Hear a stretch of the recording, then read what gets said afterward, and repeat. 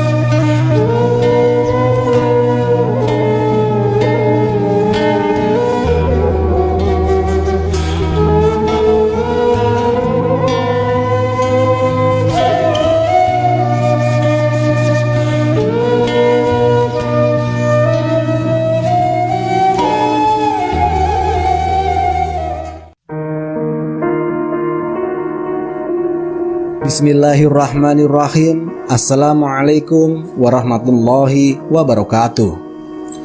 Sahabat berbagi kisah rahimakumullah. Di kesempatan kali ini saya akan berbagi kisah tentang peristiwa ketika mengurus jenazah Rasulullah Shallallahu Alaihi Wasallam.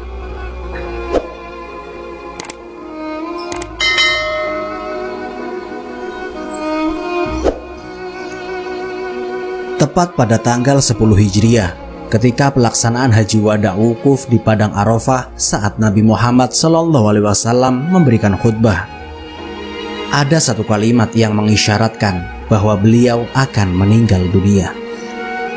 Bunyi khutbahnya seperti ini: "Wahai manusia, perhatikanlah kata-kataku ini. Aku tidak tahu kalau sesudah tahun ini, dalam keadaan seperti ini, aku tidak akan bertemu lagi dengan kalian." Sesudah itu Allah Subhanahu wa Ta'ala berfirman dalam Quran Surat Al-Maidah ayat 3, "Pada hari ini telah aku sempurnakan untukmu agamamu, dan aku telah cukupkan kepadamu nikmatku, dan aku telah ridhoi Islam sebagai agama bagimu." Quran Surat Al-Maidah ayat 3. Diriwayatkan pula bahwasanya setelah turun ayat ini, sahabat Umar bin Khattab radhiyallahu anhu menangis. Maka Nabi Muhammad SAW berkata kepadanya, "Kenapakah engkau menangis wahai Umar?" Jawab Umar, "Aku menangis karena dulu kita senantiasa ditambahi agama kita, dan apabila kita telah sempurna, maka sesungguhnya tak ada sesuatu pun yang telah sempurna kecuali berkurang." Nabi menjawab, "Kau benar." Ketika turun ayat ini, Nabi Muhammad SAW tidak kuat menanggung. Beliau bersandar kepada untanya, sehingga unta itu mendekam.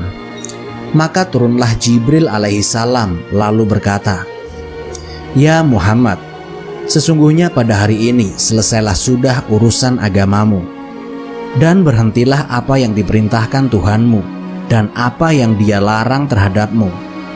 Maka kumpulkanlah sahabat-sahabatmu, beritahukan kepada mereka bahwa aku tak akan turun lagi kepadamu sesudah hari ini."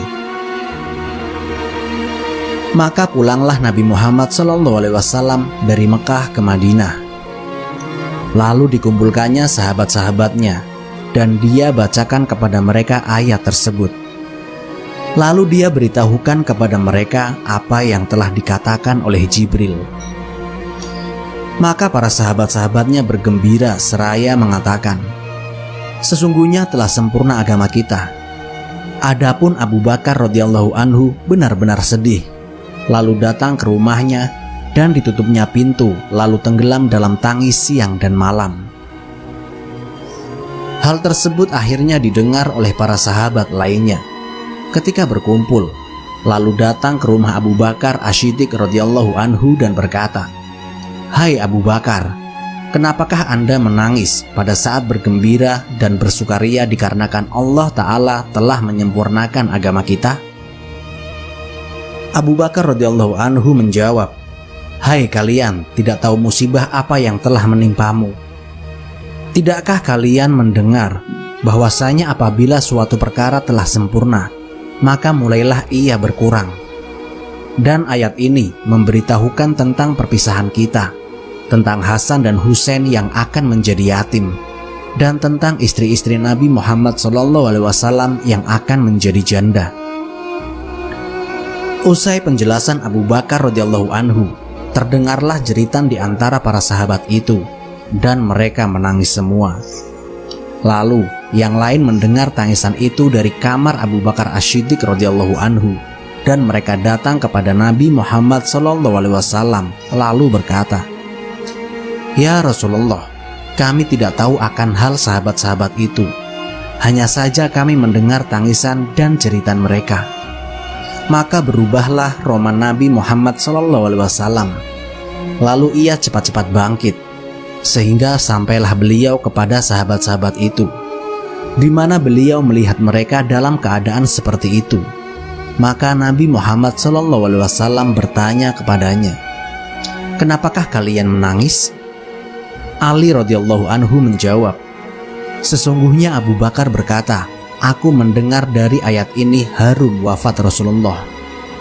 "Benarkah ayat ini menunjukkan wafatmu?"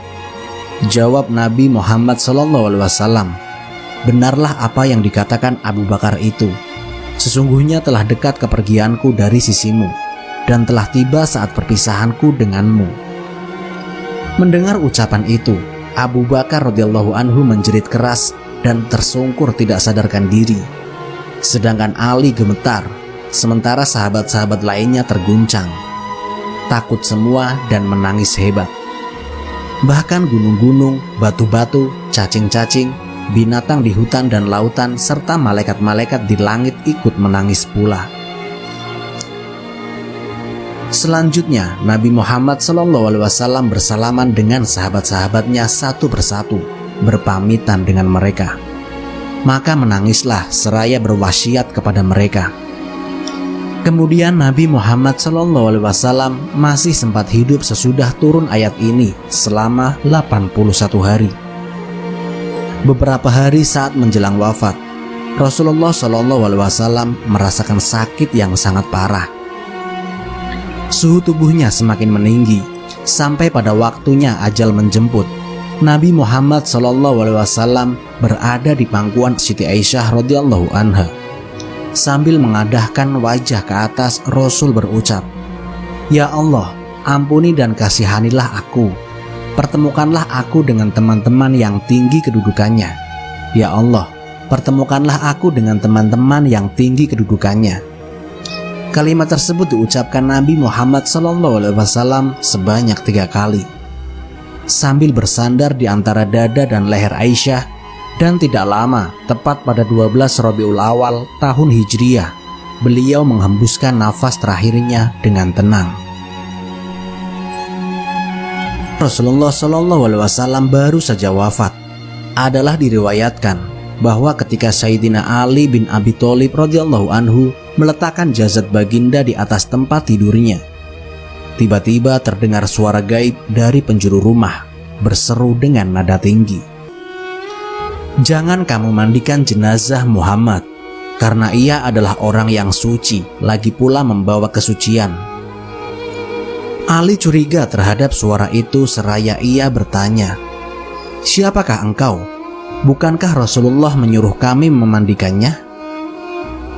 Tiba-tiba terdengar suara gaib yang lain berseru sebaliknya, "Hai Ali, mandikanlah beliau." Suara gaib yang pertama itu berasal dari suara iblis yang terkutuk karena dengki terhadap Muhammad SAW, dan ia bermaksud supaya Nabi Muhammad SAW tidak dimasukkan ke dalam liang kuburnya dalam keadaan dimandikan. Ujar Ali pula, "Semoga Allah membalas engkau dengan kebajikan dikala engkau memberitahukanku bahwa suara itu berasal dari iblis. Sekarang siapakah pula sebenarnya engkau sendiri?" "Aku adalah Khidir. Aku datang untuk menziarahi jenazah Muhammad SAW," jawab suara itu. Kemudian Sayyidina Ali radhiyallahu anhu pun memandikan jenazah Rasulullah SAW. Sedang Al-Fadl bin Abbas dan Usamah bin Zaid radhiyallahu anhu menimbakan air, dan malaikat Jibril datang membawa harum-haruman dari surga.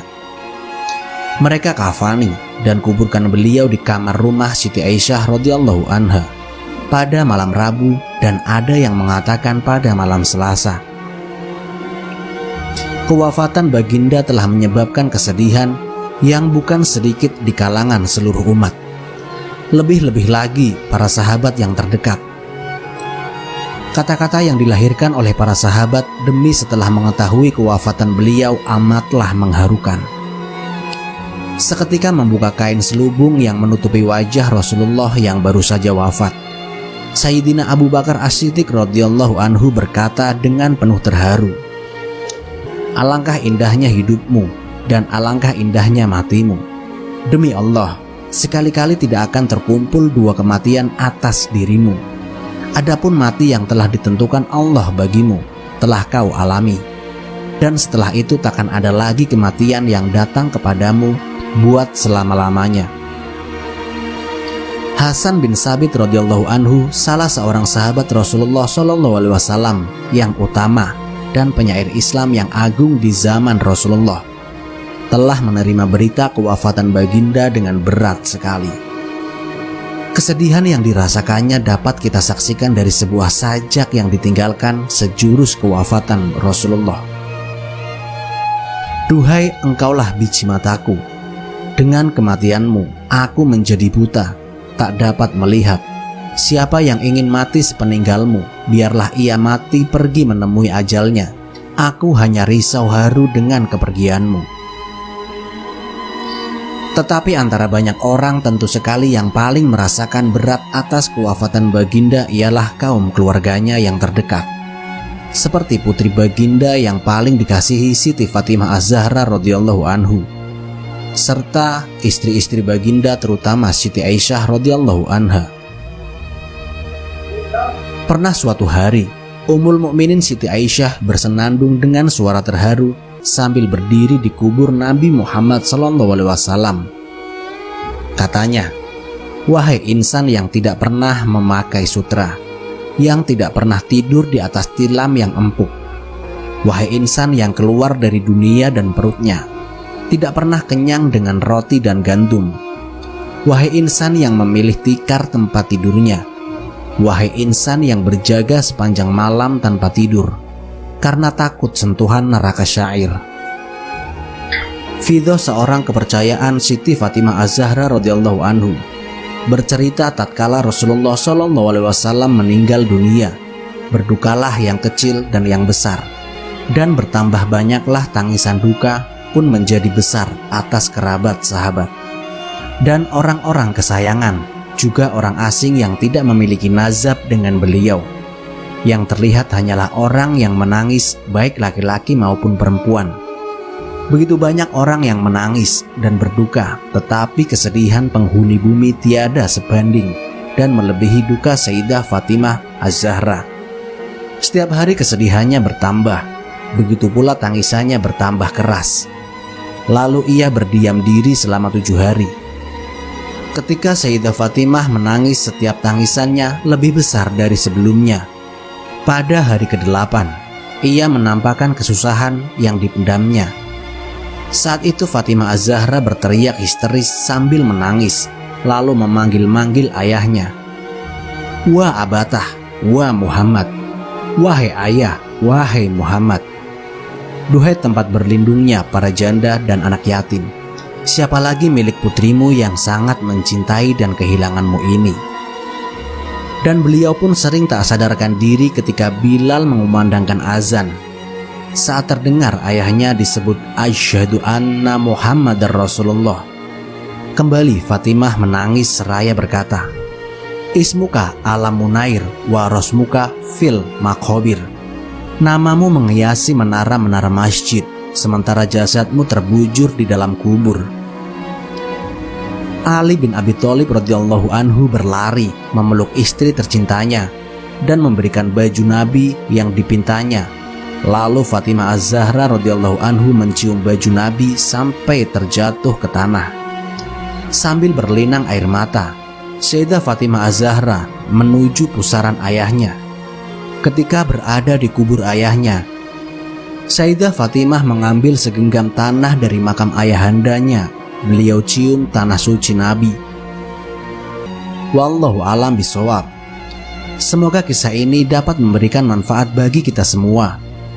Jika kalian suka dengan channel ini, silakan klik tombol subscribe untuk mendukung berbagi kisah sebagai salah satu channel yang memberikan informasi kisah-kisah Nabi dan sejarah Islam yang dapat kita teladani sebagai umat muslim. Akhirul kalam, wassalamualaikum warahmatullahi wabarakatuh.